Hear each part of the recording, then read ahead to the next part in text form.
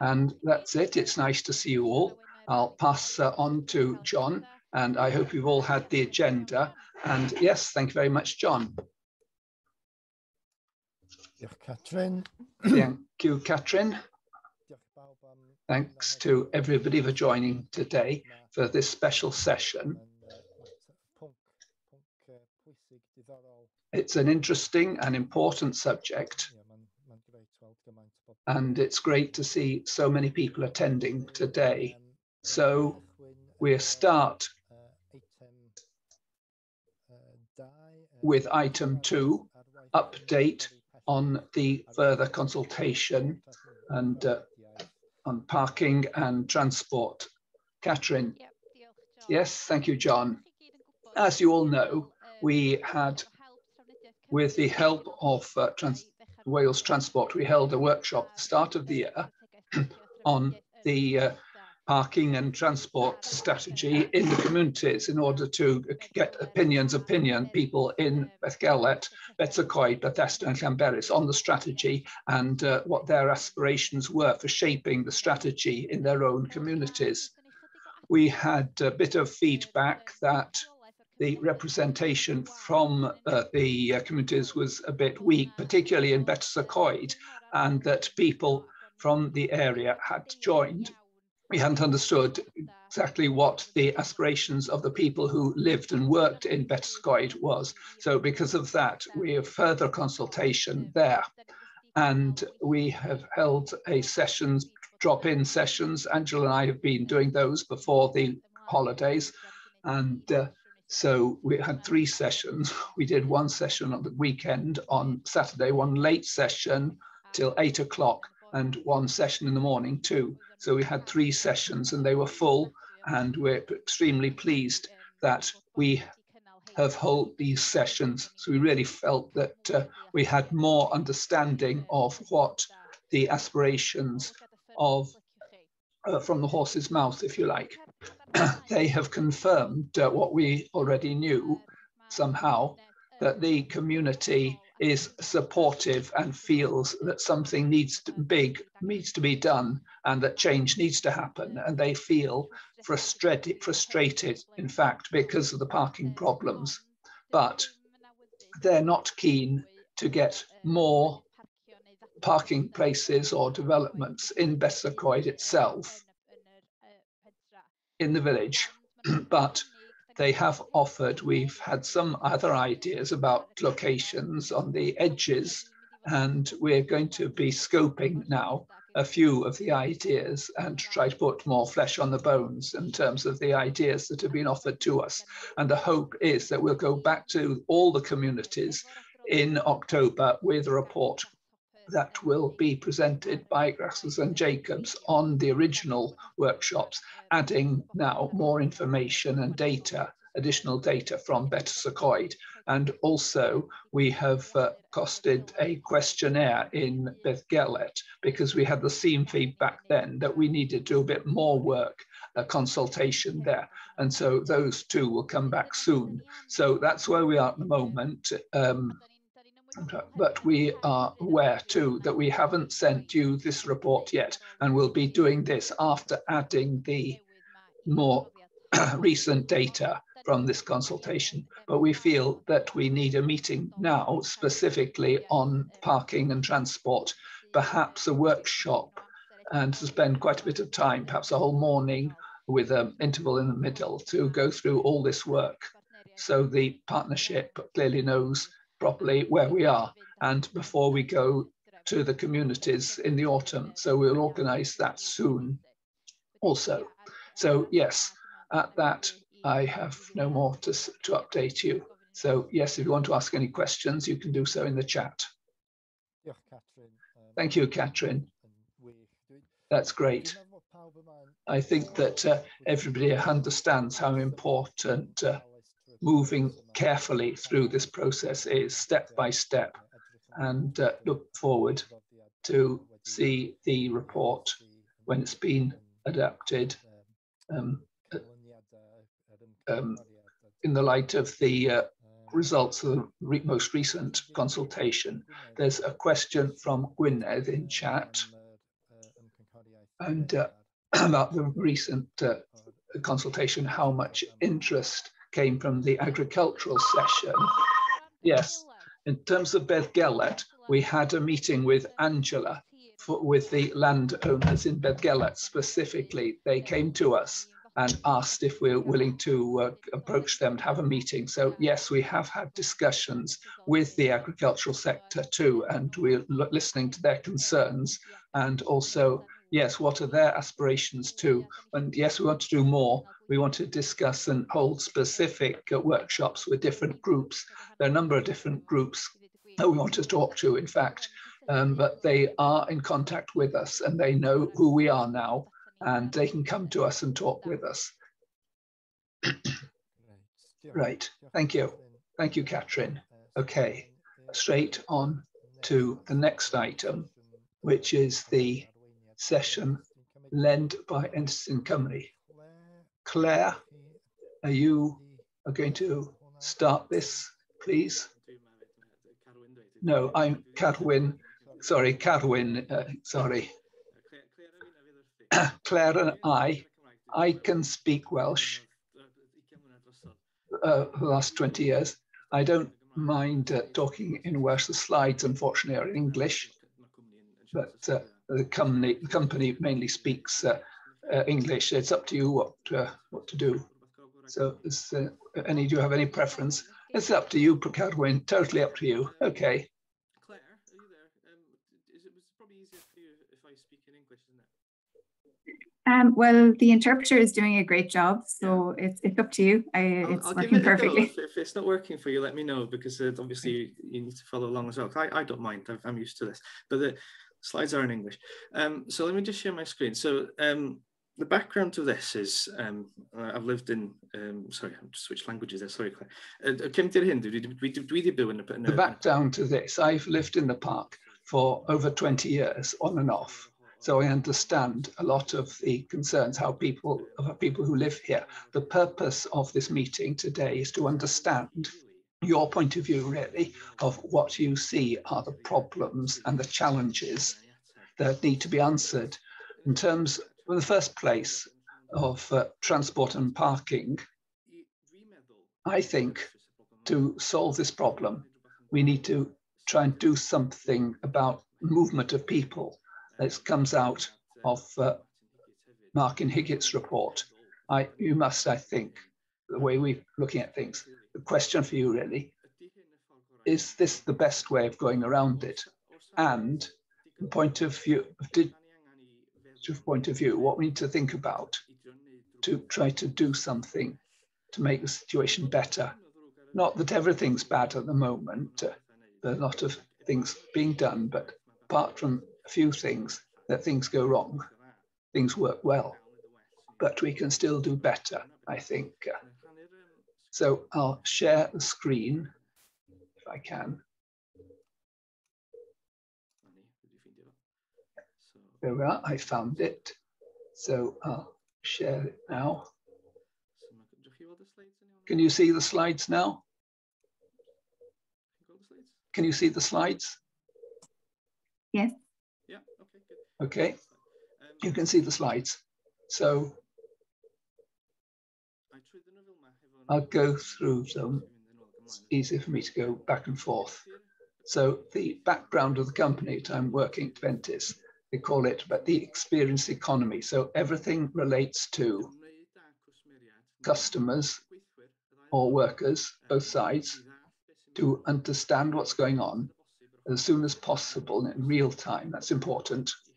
And to collect the information from the front lines, from the people, and understand what's going on and think, how can we make sense of this and get it value out of the data in the end? That's the main intention of what we do as a company. And that's why we come in. We do this, a lot of different sectors, public sectors we work with, Dilwyn, we've worked in Dublin and Belfast. It's a big international company. So we have experience in this field, and tourism. This is the first park that we've worked with. So the idea of what you do. So the way we're thinking about it, I'll just move this out of the way. There we are. Look at this in more than one way. First, from the geography side, this is the park here. We know this. We work here. We live here. And there's plenty of things going on. But if you look at this map, as the report from Martin Higgins says, most of the people come across a few roads in. Most people stay within some specific areas or just outside the parks. A lot of important details in Martin Higgitt's report in terms of transport, and a few ideas at the back of the report about how we can change the way that people behave, try to get them to do something different. So the way we look at this is look at different aspects of this. So the geographical aspect at the bottom, then we have things like the attractions, if you like, on top of this.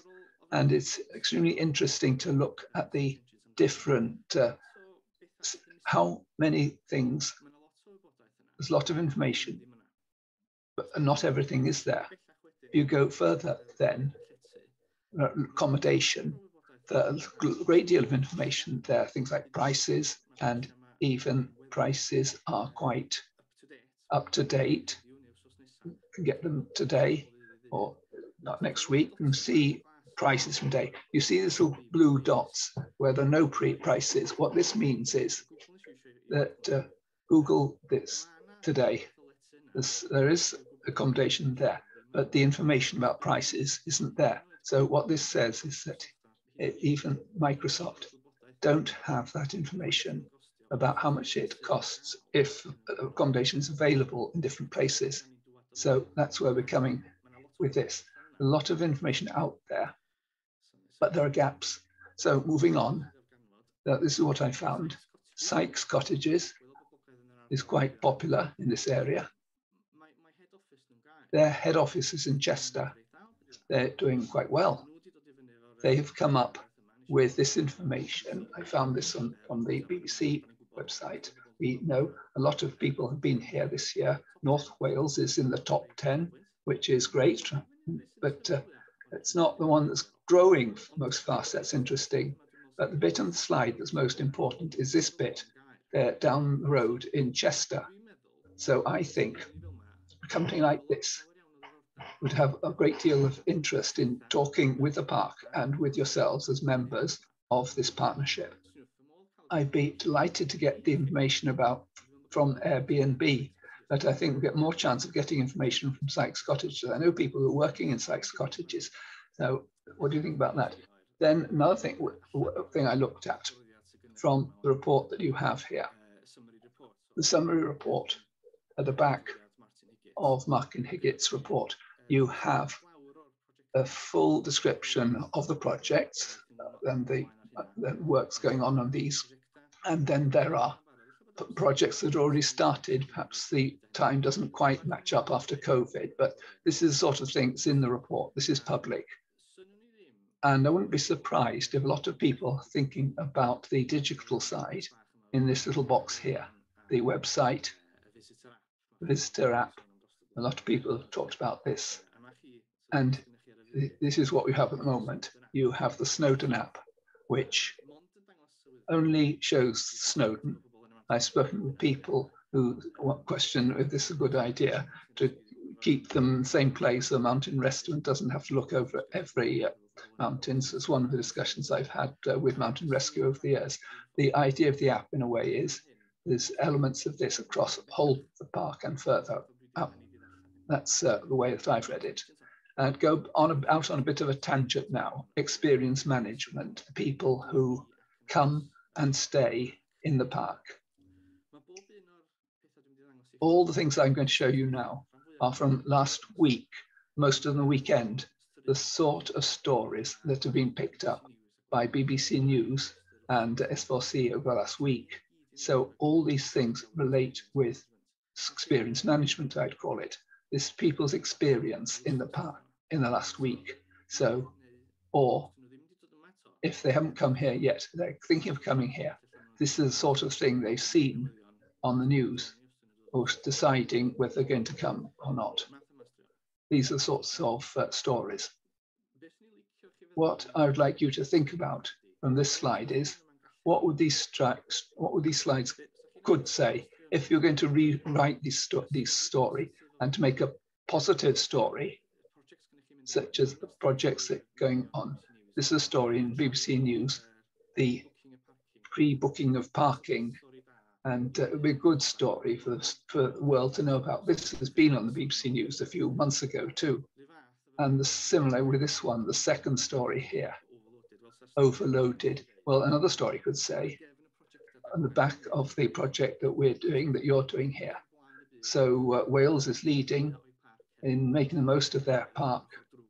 And so think about what these stories could say. And that's where I think we should go after. Another one now, so litter picking in Llanberis. So in our developments, and what have they done for one morning of work? They went round and picked litter. Major questions about this picture to deal with what sort of people, what sort of behavior, those sort of questions. And these are difficult because we don't want to pick on people. This is open to everybody. But again, there's damage, there's a negative side to this too. The point of view of people who live there. Yeah, and we have to think about how we're going to deal with this challenge, and it's not easy. So here's another picture, which is important. The Beacon Climbing Centre in Caernarfon, in the former Barcud office. This is a picture from the website. What strikes here is this blue box at the top. It can tell you within 2 minutes how many people are there and how many people are able to go there. And looking behind this a bit, they use this software, Rock Gym Pro. And the way they do this is they collect information about how many people go through the door. And they've made checking in as easy as possible. This picture shows that.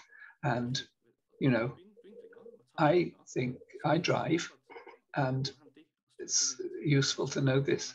If I want to go tonight, then this is excellent in terms of people who are visiting the area. And Zip World, very popular, but they have challenges themselves. They have the off-season like everyone else. And here we have 2 marketing initiatives, if you like, projects, or whatever you call it. They have decided they want to do something about this. And the positive side too, I'm sure, particularly with the services, they really want to support these people. But the other side of it too, the local loyalty. It's half price for local people at certain times of the year to get people there.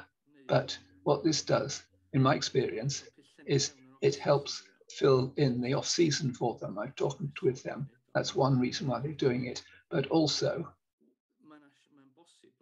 it's possible that they've moved some people from the middle of the summer or just before the summer. So this is a matter of load balancing. Another aspect of Zip World, again, under the idea of load balancing, moving people around, not having too many people in one place. If I go and look about if I can go to Bethesda over the road and it's too busy, this box stands out. Well, why don't you try Titan 2 in Blaenfestiniog instead? This is a way of moving people around. So talking about software that you don't see, it's behind the scenes. You have 3 things I've looked at. Ticketing systems that are behind the 3 things, and wonderful things we have in this area. We have the train goes up Snowdon, use fee tickets, very sophisticated Hilton group. And then the railway uses Fair Harbour. So I wouldn't be surprised if all these can do something similar to Beacon, tell you how many people are going through the door. They know that.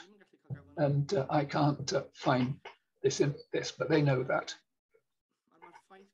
So the fact there's so many different things here, the fact there are different organizations which can share information. And I think that this is one of the major challenges, as what Martin Hickinson's been talking about the park. Data governance, I would call this. How can we enable information to be shared between different people? This is a great challenge.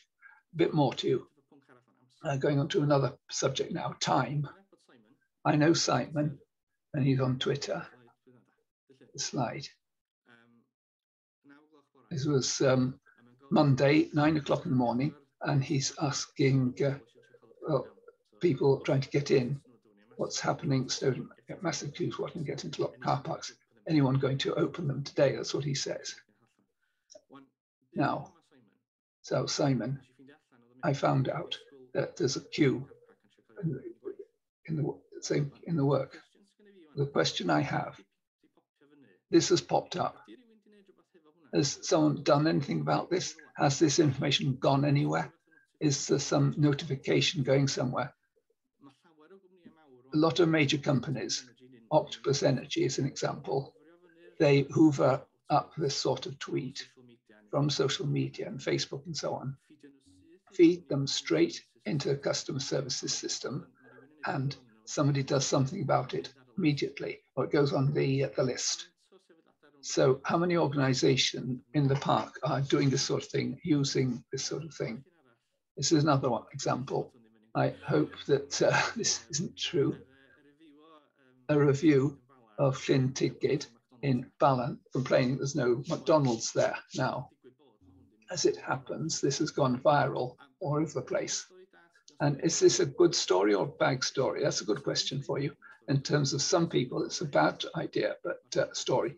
But other people, the fact that there isn't a McDonald's is a good story. So it's an interesting question about marketing. There's a story like this every year. I'm not complaining that there's something at the top of Snowdon, but there's something to be considered as tools or take advantage of these things that when they come up. So final example of experiences, Russell Brand this year going to Palace Street in Caernarfon. This pops up. This has gone around all the news. The weekend, someone famous comes to the area, selfies galore, this sort of thing. Question I have, if we want to move people around from place to place or from time to time, is it possible to do something to help this happening? Talking with some of these people, if they've been here, try to get them to say, well, I'm going in September, that sort of thing.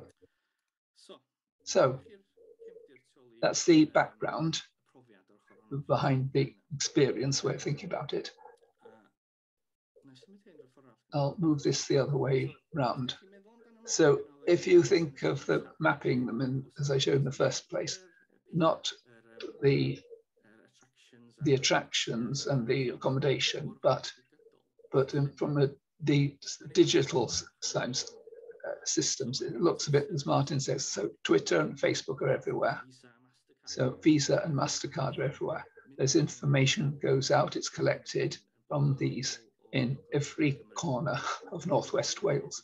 There's one place I found that is the V ticket, so I have information about that. There are 3 places who use Fair Harbour. I'm sure that most, at least half of, as I can see, of the restaurants use Table to book when people come. This is the information I would think that would be extremely good to get hold of to discover what people who come here want to do. In terms of the people who live here, I like to eat out in nice places and pick up things on social media. So this is one element of this. How many different things are around the place and how do different organizations use digital SIMs. So this is something we need to map. That's why we're here today to have a discuss. I've got one other slide relating to this. How much time in advance do we see information, or how much time after it's happened is the information available? And I think it's an important picture. So definitely the Airbnb and Sykes cottages, we know months in advance if people are coming here. And these organizations, they know this. It's something that I have said 3 months, figure off the top of my head, but I think 3 to 6 months perhaps of information in advance, perhaps a year, most perhaps a few months. A bit closer, people buy tickets to go on the attractions and table, perhaps booking a restaurant. This is even more close to the present week or two. We've seen Beacon have time now, and definitely Google can say exactly where everyone, and Facebook and Twitter a few minutes behind perhaps. And in terms of money, follow the money, as they say. They know within a day, I'd say, what's going on in the park, where people and the news, perhaps a few hours or a day or two behind. Talking with a few of you over the last few weeks, the importance of the STEAM that came up and what comes out each year. So I don't know exactly how much access you have to this data in the annual report. Is the information available before the end of the year? But I think this is part of the challenge. Try to bring more on this side of the picture and not so much looking out what happened. So I'll leave this for a minute now and open the floor up to see what you think. Does this sound totally in my head, or is this something that you can engage with, the understanding of the challenges and people's experiences in the first place? Think about the question before we go into detail. So open it up, put it in the chat if you want, because this, how can we see the chat? Can I stop your screen? I'll stop sharing the screen so we can have a discussion. Carwyn. When people think, while people think of questions, can I just ask one question? Perhaps a simple question. To me, this looks like, at the moment, opportunity to collect data from some of the larger businesses in the area, or some that are part of a national network with some more advanced systems. Is there a risk that if we start to build on the basis of this data, that we are building a model that ignores all the small businesses and different behavior of different people? I would agree entirely. This is a risk. The major companies have money to do these things. If you could say things like Airbnb and Sykes cottages, Capable Table, a lot of small companies use platforms like that. Is this enough to resolve this sort of problem? I don't know. I have to look at this more, but I think there is a danger that if we can't go after bring small businesses along with this idea at the same time, I would agree that there is a risk that those who can do it on their own will get a picture that's not quite accurate. I would agree.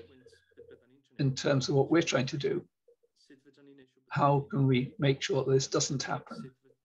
How can we get the data before from the small companies? I would think that most of them collect information on the financial side. Most businesses do some sort of keeping track of what's happening in their business. The second question would be, what do you do at the moment about your own members? How far away are they? And also, not just the data, but I'd always ask the question, turn the question round. What would you like to do to change what is happening in the park? Behavior.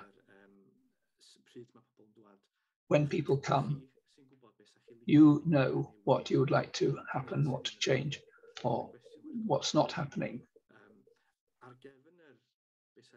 On the basis of what you'd like to do, the next question is, what information do we need to enable you to do that? So an example for you, if we know that there's a triathlon in Llanberis next week, so it's going to be busy, and the people who don't know, I've this people who intend to go to Llanberis, how can we make sure there's enough information on the phones to tell them, to give them a hint, well, why don't you go to Bethesda? There's something else you can do there. Perhaps they aren't interested in triathlons. We need to get the information out to them, either to help them to go somewhere else, a different area or a different time. And all this affects then the transport side. I'd almost say that this is a symptom, and we have to look a bit more in advance before they come here, I would say. So does anyone else have any comments about things I've said? Does this sound the right sort of thing? Can I just say a bit, Carwyn, about events? We have data-based events that we're running with Gwynedd, and we know when they're coming, where they are, and who they are. So people outside my bubble think, well, there's nothing about any control, but yes, it is under control. There's a database of what's happening in Llanberis, around Snowdon 2 and throughout the park. So we run this database, and this is between us and Gwynedd, between the park and Gwynedd, yes, yes. Where this is sort of thing, I want to come out of the meeting. This is wonderful. Where does this information go then? Is it shared between different organizations? It's on the same database. We keep an eye on it. Does this information go out to the public? No. No, it's not public information because there's sensitive information, contact details, and so on. Also, if somebody asks for a date or whatever, then we look into the database and we give them information when it would be better for them to reconsider or whatever. Oh, so this is across the whole of the park. Yes, yes. How would you say that most people give this information, or is this something that happens outside? No. Well, the main players, they know how we operate, so they send the details in good time. There's some professional people, that's their job, running in events. So they know what the system that we in Gwynedd have. So they send the data in at least 6 months, more in fact, in advance. But the only problem we have sometimes is 50 charitables, then we don't know what they're doing. So these are the only problem we have. In terms of the figures, general figures, we have a monitoring system in the park. So the masses of the park, that is Cadair Idris, Snowdon and Ogwen. So we have a good spread. We know where people are and a seasonality. And we just put the report out 2020, but this is this general because of COVID. So 17 and 18 it can give the sort of information if you need to see that report. 19 website, it's available on the website. I have found some information, more information that is available for you to share. We can also look at private data within reason, but we can only look at that from point of view of the organizations who've given it to us. We can't share it to everyone. We can do things, and then for the more public things. What's interesting about this, it shows what is the seasonality, what the spread is, where they are, and when Wyddfa. And then this seasonal staff ac yn y As blaen. it helps us with appointing seasonal staff, etc. The report is very handy, in fact. Does Conwy or Anglesey County Council, have they shown an interest in working on that, or are they doing their own thing? Well, we're running our own system. It's quite expensive nowadays. The counters are pretty expensive and the prices have increased dramatically.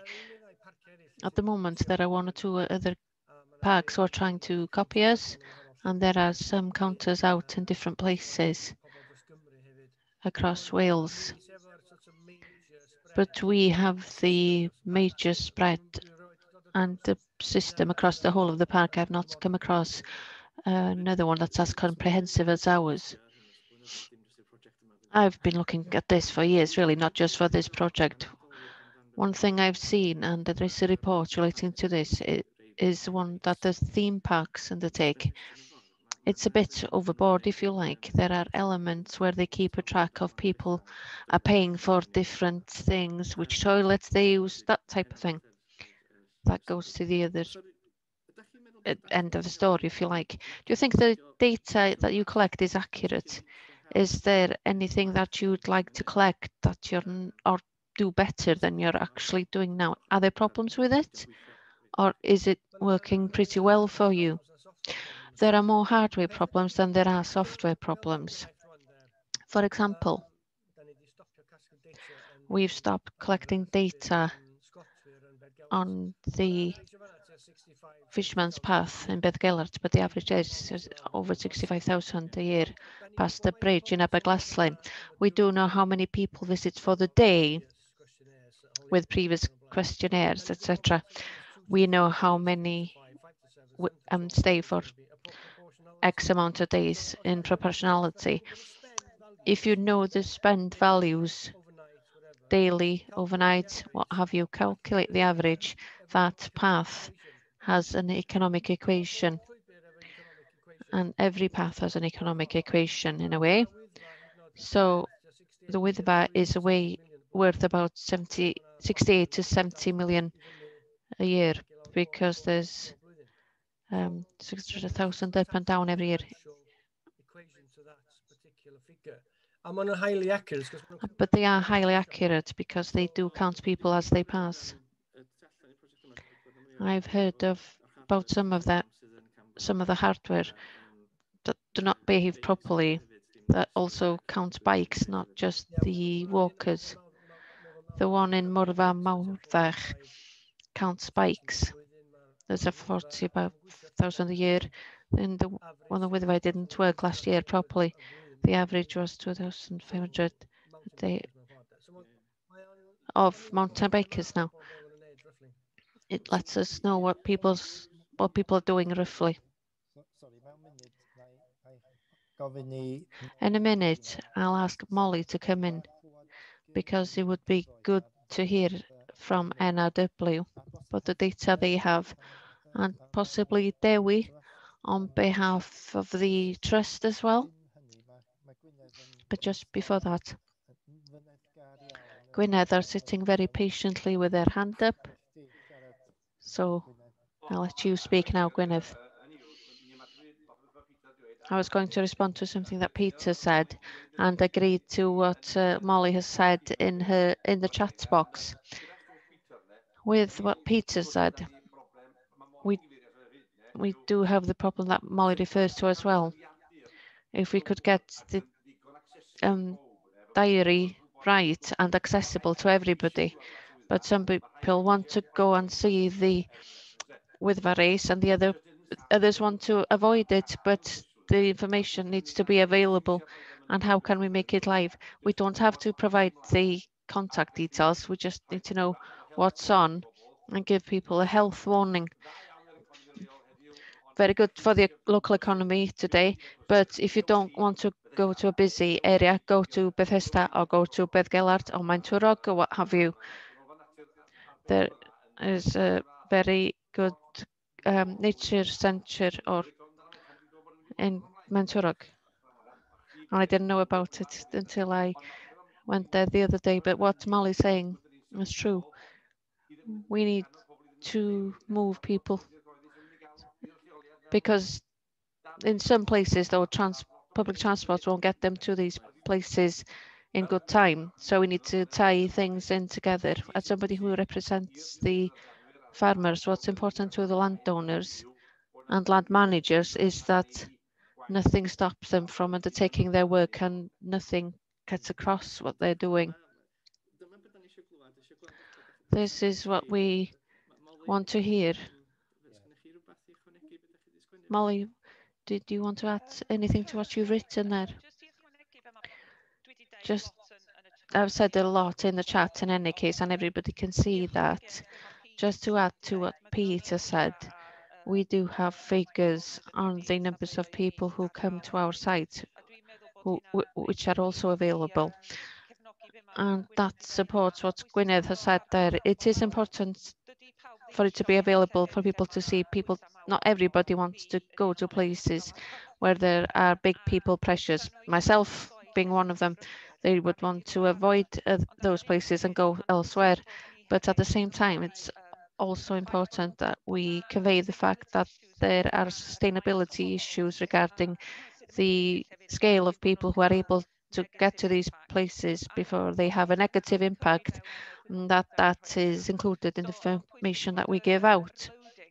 So it's important that the loading, if you like, actually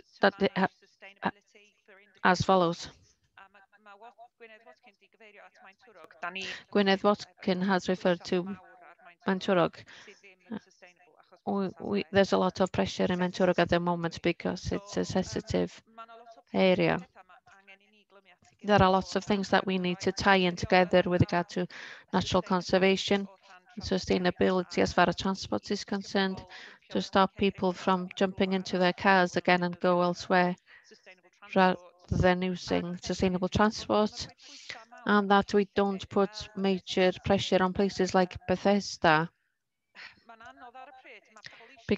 People want people to come to Bethesda, but at the same time, we don't have the infrastructure here. So in the future, we don't want to see Llanberis happening in Llanberis. Local people don't like that situation. And there's a need for us to plan ahead so that we're ready to deal with the pressure and are able to manage them. I think that the suggestions that Martin Higgins have made and linking into the wider transport links are really important, rather than just concentrating on the park and the park boundaries, that we're sustainable across the whole of North Wales. It would be really sad to see the infrastructure in Bethesda overloaded. It currently is overloaded by local people parking on the high street and congestion in the village around shops and things. So I think it's short-sighted not to bear those things in mind. Sorry, I switched between English and Welsh. I hope everybody kept up. I live up in Rachab, just above Bethesda, so Oh, me too, Carwyn. Oh, you're up here as well. Yeah, yeah, I couldn't agree more. I speak to Mel at Partneriaeth quite often and have done over the years.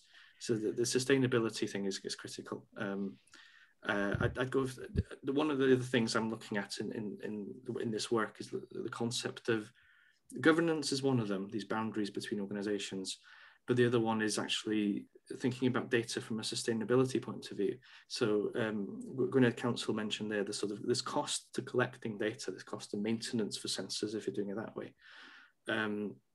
But this cost of retention of data as well, especially when they've got things like privacy policy, things like that's to deal with. But actually there's value in it. So the data itself might be a sellable resource. You may not think that, but it's very common that the data itself is a sellable resource. The other thing you can have is there may be people outside the region, could be careful with this, but they may be interested in buying that data. And there's value in the model as well. As you said, Peter was saying, we're in the area, we're ahead of the game in many respects. So there's a model, there's a way of dealing with this that is also exportable. So in terms of funding and resourcing all the things we'd like to do, Some of it might be the thing that we're trying to do itself. The data, the processes, any system, software, hardware, whatever it might be, they're all valuable, not just to us. I'll just back in. Sgyn rhywun arall rhyw gwestiwn? Does anybody else have any questions? Can I just ask Dewi to come in? On the two sides, really. Perhaps with relation to data and from the trust point of view and the requirements that you have. Okay. Can you hear me properly? Yes. I'm here to replace Tristan today. As far as the trust are concerned, we advertise a lot on Facebook and Twitter, etc., what we're doing locally. Events and groups, etc. And we share information with Peter and people in the park with regard to what we do and the numbers as well. So we know how many are coming here, but we're not very good at saying how busy it is, what's happening, where the events are. From my thinking anyway, we're not communicating what's actually happening as well as that. For example, if it's busy in Ogwen, we should say, well, we're too busy here, please don't come here. We don't do that type of thing. So we are lacking in that sense. I think what stands out for me is we need to figure out as to whether or not we can do this. From the legal side of things, that if we were to share information, I'll give you an example. I want to take my child on the steam train in Betus, which is the best day for me to take off. I'm not sure. I have friends in the Netherlands. They want to come here before the end of the summer. When does the off-season start? Some practical things like that, you know. I've lived here for the years, and I don't know. Would it be better for me to go to Pili Palace this weekend, or go towards Betus, or wait for it to rain? This is the practical side of this. I am on Facebook, I have a phone. Where would I start to look for this information? The database of events is interesting because events is something that a lot of people know about and they're interested in triathlons, vintage rallies or what have you. They know about these things. But if I live in Chester, who fancies coming to North Wales this weekend and know nothing about these events?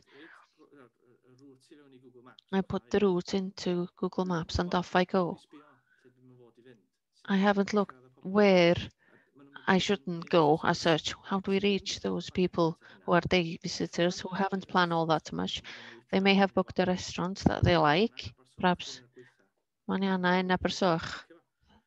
They only do walk-ins and you can't book it. So I go elsewhere because I can book it. Because I've traveled an hour, I want to know that I will be able to get into wherever I need to. It's much more practical. This is a question to all of you now. You do have information about the paths, etc. But in the towns, the people who don't go up the mountains, they come here. They go to Anna Davies, they go to Cadwell, others. Do you know how many people just turn up? Do you have that type of data on visits? Can I just answer one thing? The numbers of people who take part in these events, it's a very small percentile in comparison with the mass, if you like. Shall we say the plebeians? Okay, we'll put it like that. We'll say the plebeians for now. So it's not really going to affect the problems that we have. The problems that we have relate to the mass markets. Don't get the two things confused. There's a lot of smoke and mirrors with events. Like I said, the general numbers are much more than the event numbers. Karen, idea of what you've just asked in relation to the numbers of people coming for just generic sort of tourism type things? One of the bits of data we have got from Martin Higgins' report on the appendix is sort of the capacities and locations of the car parks, and one of the suggestions for our sort of proof of concept is to look at things like the NPR counters in and out of these car parks, which would give you a good sample of that. As it's happening, potentially quite real time. So you probably find out within a few minutes or within a few hours how busy somewhere is, and you can start to respond to it. So yes, I guess the one I'm also interested in is to use that sort of timeline analogy I had, is how accessible is this data about what people are doing within the next week or two? The accommodation data will probably be a few weeks to months away. Those bookings will be, I do it, I'm sure we all do it. We book, we're going on holiday next week, next month, or if it's a big thing, 6 months away, that kind of thing. And then a restaurant booking is maybe, I'd guess, in weeks. Is that data currently used or seen or visible outside these individual organizations? Okay, it's something I'd love to know. Because that strikes me as something, what I would like to do with it, to come back to that question, well, offer half, just like the zip roll example, offer a half price discount on a 3-course meal to help influence where people are going, preferably the same day. That's the kind of thing I'd like to see possible, if we can do that. Because then if you have got the traffic counters we already have, the people counters we already have given us the signal. There's a lot of people over here today.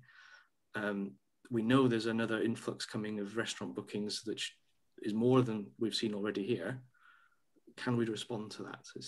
So to ask the question more broadly, the more information we can gather about what people already have. So Peter, is what we've been saying is exactly what we're after. What information do you currently have is probably the information that you see most valuable already, that is most valuable to this project. What would you like to have? So the things that you haven't been able to get hold of, any inaccuracies, any issues with what you have, all of that is valuable as well. And the more of that information we can get, the more complete a picture we can put together. Has anybody else got sort of any, especially on this theme of what do you currently have? What do you currently collect? Byddech chi'n hel yn barod, byddech chi'n ddefnyddio yn barod. So rhywun efo sylwadau eraill. What do you use already? What we don't have. Well, in the past 10 years, we've had the Wave Centre, Zip World, Go Below, and 1 or 2 bike tracks as well.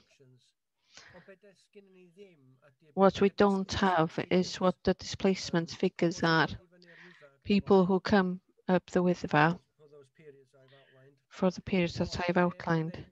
But what do they do afterwards? I've spoken informally with people on the ground, and what they've said is, they say the following. Tomorrow we're going to go below, tomorrow we're going to Dongarog.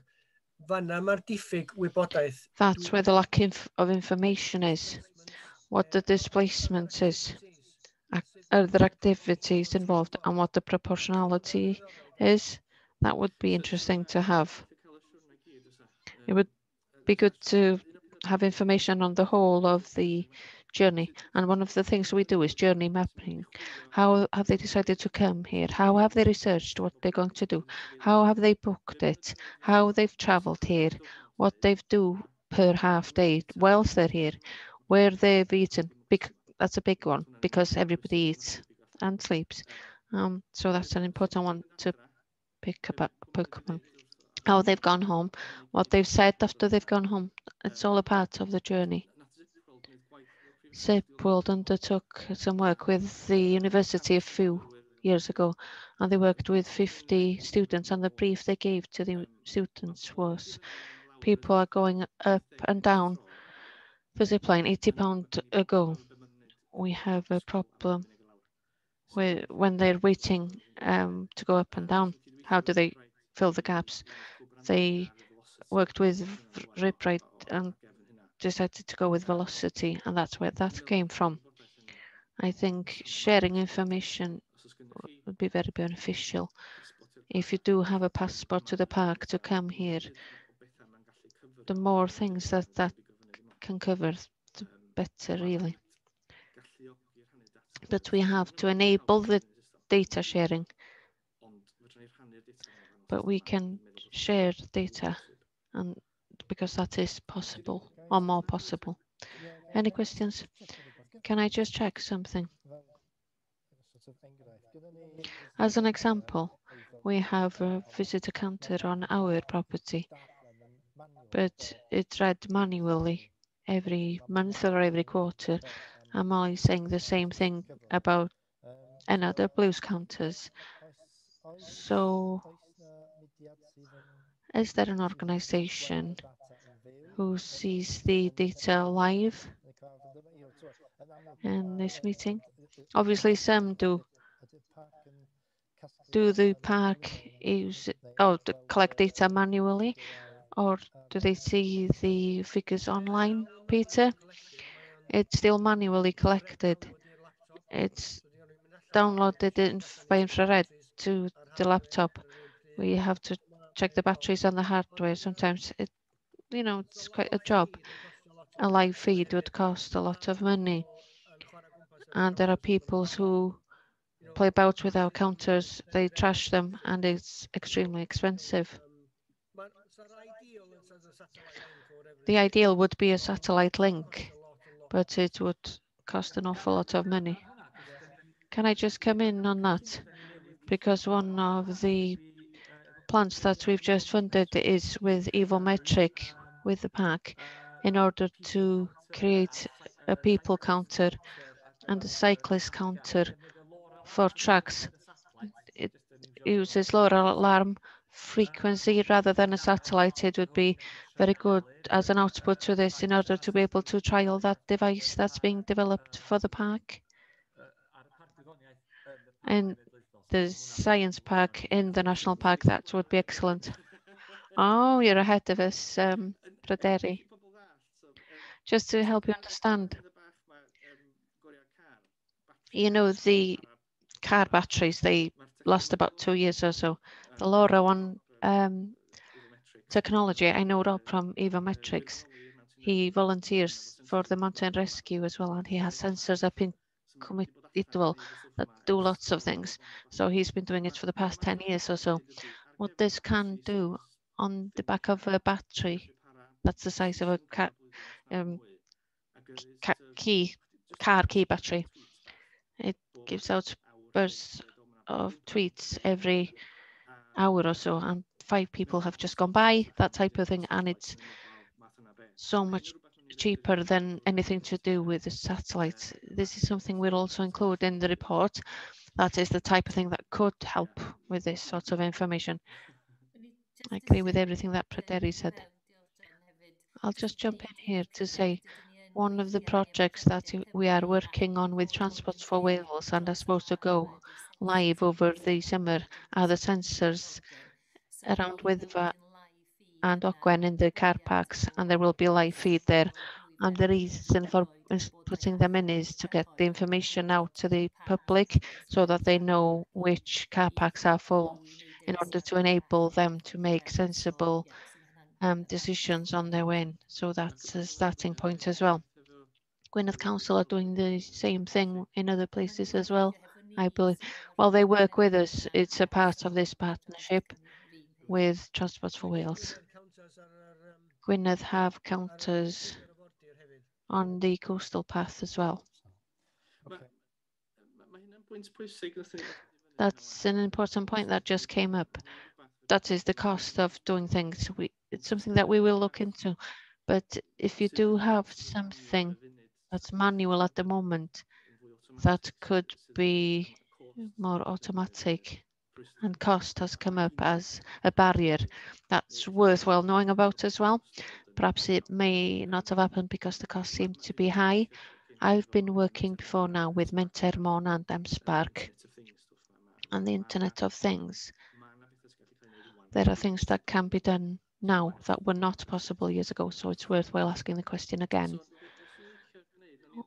what I'd like to do, we'll follow this up with a brief questionnaire, just to ask the question relating to which data you collect, what you actually do with it, what would you like to do with it that you can't at the moment, and which data do you think you need in order to do that, and in general, which gaps and which things are not up to date enough. Hopefully this discussion has helped what we're thinking of, but we really need to listen to you so that we know that's not important, the events are not as important as the masses.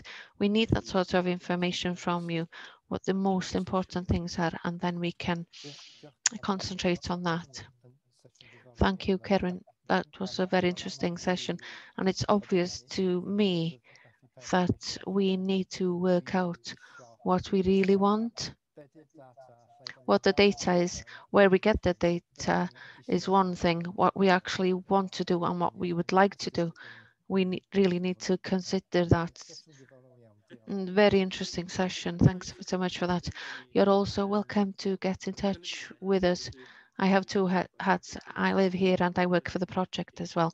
So I have a real interest in this.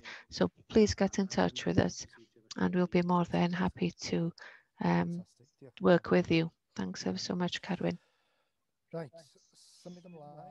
Right, moving forward to the next item, recommendations for Angela. Thank you, John. Yes, just to tell you, you all know that we had support from Transport Wales to start some of the projects following from the Martin Higgitt's report in the last financial year. So there were 5 projects. So starting the project that we planned with the 4 visitors visiting, so, and also public transport study to see what the gaps are and look at the sort of network that we want in the area, what's possible, looking at the buses service in the future. So this is updated or completed at the moment in discussions with Conwy and Gwynedd, of course. And so we'll hear more about that in the autumn too. Then developing a live monitoring system. We talked about the sensors that are going into our parking car parks around Snowdon, also working with Gwynedd Council on monitoring their lay-bys and car parks too. So we're scoring tenders with Transport Wales next week and hope that these will be in place over the summer so we can see how that happens and get some sort of feel on this project by, well, the second part of the summer, I hope. And of course, then establish automatic pre-ordering system in Pen y Pass. This is in place as a pilot over the summer. And again, we're scoring tenders for possible barrier systems for Pen y Pass in future too next week. So yes, so Cadwyn, a lot of data again, which is going to be coming in, and it's important for you. And then the last one is to look at the proposals for the bike networks and also bike hire schemes on the basis that Martin and the team recommended. But Transport Wales and Fox McDonald have been working on this and have developed a report of what, with discussions they've had with people, and you all have had, no doubt, discussion with them already, and some of you have been in presentations from them on where they are and what they foresee in terms of what's already happening in the area and what needs to be developed to go with the new system, I hope, of transport and parking. So one thing that they have mentioned, and I should say too, they attended a workshop online that we had with the 4 gateway communities And a lot of those recommendations have come out of what people in the area said that they want to see. So they have offered more money to us, which is great, in this financial year. And out of that work, they have prioritized some projects that they propose to start now. So I just want to show them to you. If I can share a screen. So why can't I do that? Right. Sorry, they're all in English because this is how they've been sent to me. I hope you can all see these. So these are some of things that they are proposing or offering to finance from now to the end of March. So this financial year. I just want to get from you, are you happy with this? I see perhaps there's only a handful of us here today, perhaps a session, if you agree, when so you can just ask for any feedback from this too. But this is what they see are the most important ones. And we all agreed in the presentation we had from them that the most important of them is the first one. So they see that a lot of us, a lot of movements to doing different things and and the only way to really get everybody consistent together is to develop this strategic plan, which has everyone feeding into it. And then, of course, in the long term, if we develop new, this is going to help to lead to consistent branding and the way that we grade paths for walking or cycling.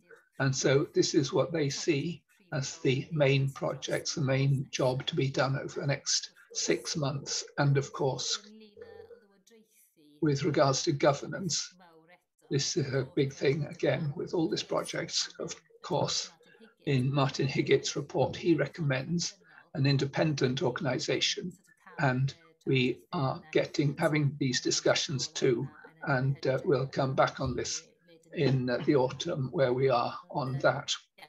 So this is going to be all the core partners will be looking at paths and bike tracks and feeding in, and then the decisions will be made. And then the feasibility studies then, so Bethesda to Zipwell, clearly Gwynedd councillors were already working on this, but they see some gaps. So basically, as they say, doing an assessment of Lôn Las Ogwen and make sure that this cycle track is strong. And then Capel Curig, Bettws y Coed to Llanrwst, so under Conwy Council.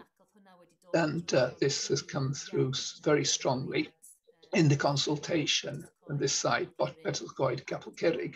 And we've had a meeting with the Capel Curig Community Council since then. So this is something they want to see being developed. Yes, the feasibility study of this path, and I know there's already a path around the lake, but everyone in Llanberis in the area felt that it wasn't adequate, and they wanted to see something more suitable for everybody in the area. So I see John, I'm sure you'll come back on that. And then feasibility study from Beth Gelert to Dinas too. So these have come out of what people want to see in the area. And this is what they are offering to finance over the next 6 months. Just for information too, there are some other projects that have come out of the priorities in the report that they've done, and also from the consultations.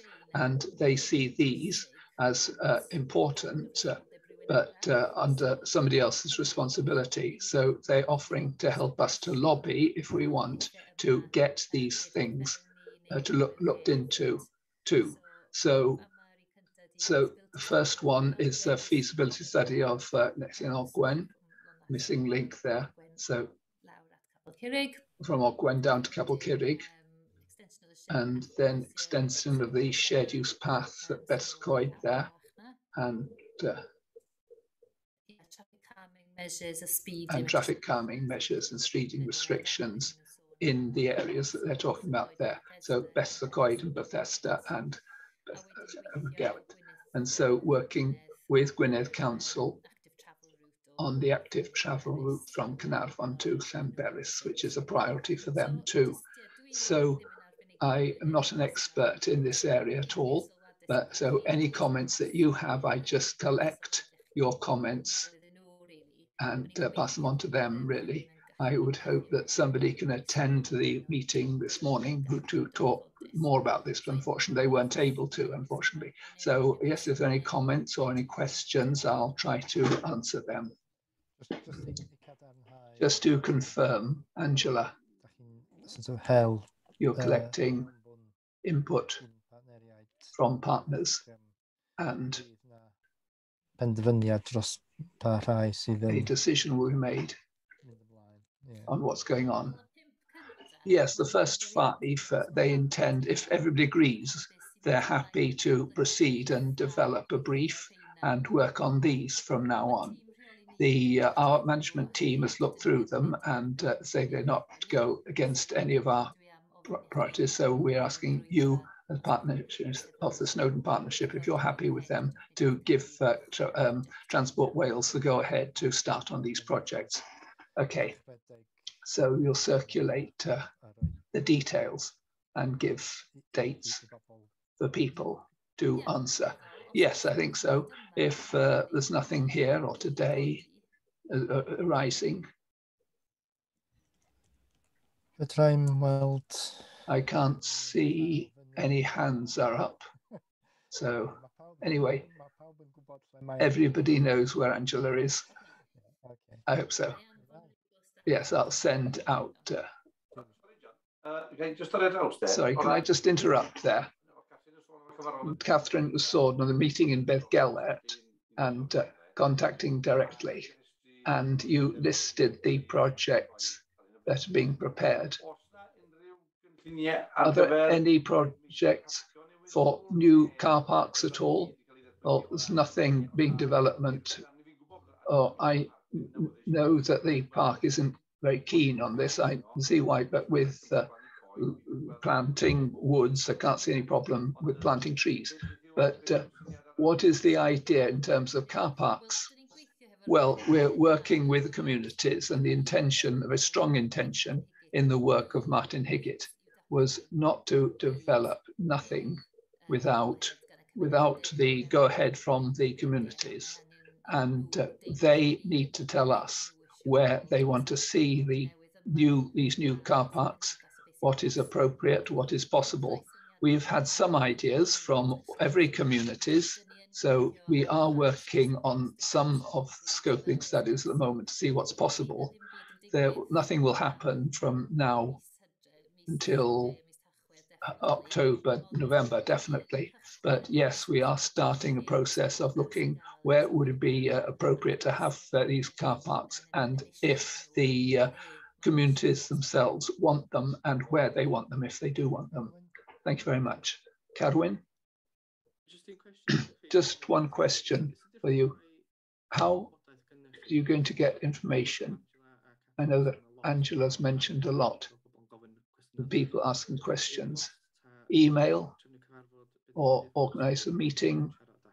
What's the best way of collecting information, talking with you? Do you have any ideas?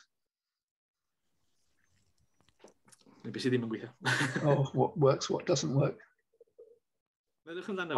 Think about it. Is it guaranteed today? You're going to, but at the end of the day, personally, you can have you can get more sense out of 2 meetings of 2 minutes of discussion than half an hour of sending emails. Okay, yeah. Okay, fine. Thank you to everybody. I think that we have finished the agenda. So thank you to everybody for contributing today. Important matters. Thanks to Carwyn and Claire. Thanks to everybody, really. And thanks particularly to Catherine and Angela. I think that we're all aware of how much work has gone into all the network of projects, everything that overlaps, so many steps that needs to be gone through. There's a lot of work. And thanks, of course, to Catherine for coming all the way back from her holiday. Well, yeah. Well, I'm joking. Well, thanks everybody. It's more than 10 minutes before the time, the official finishing time. So, okay, goodbye. Thank you very much. Goodbye. Thank you, John. Goodbye. Ta-ra. Thank you.